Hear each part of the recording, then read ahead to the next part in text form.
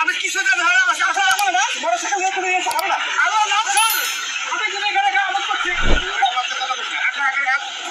শেষ করবো। আর এই মানুষ মশলা বলে বাদ দেওয়া স্যার, ওখানে দেখি ভাই স্যার মুসলমান রে স্যার আমি কি মুসলমান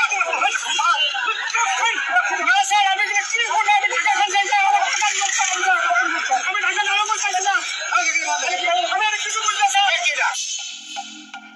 মেজাজ হারালেন একজন বিজেপি কর্মকর্তা, আর একটু হলেই আসামিকে গুলি করে দিতেন। কিন্তু কি কারণে এতটা রেগে গিয়েছিল এই বিজেপি সদস্য, চলুন জেনে আসি।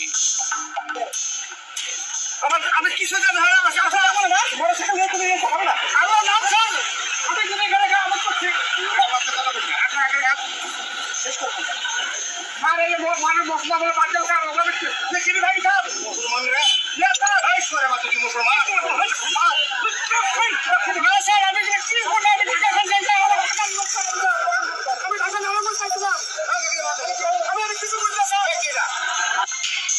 বিজিবির তল্লাশিতে অবৈধ কিছু একটা পাওয়া গেছে এই বয়স্ক লোকটির কাছ থেকে, কিন্তু লোকটি বলছে আমি কিছুই করি নাই, এগুলো সম্বন্ধে আমি কিছুই জানি না। মূলত মিথ্যা কথা বলার কারণেই বয়স্ক লোকটির সাথে এমন আচরণ করেছে বিজিবি সদস্য।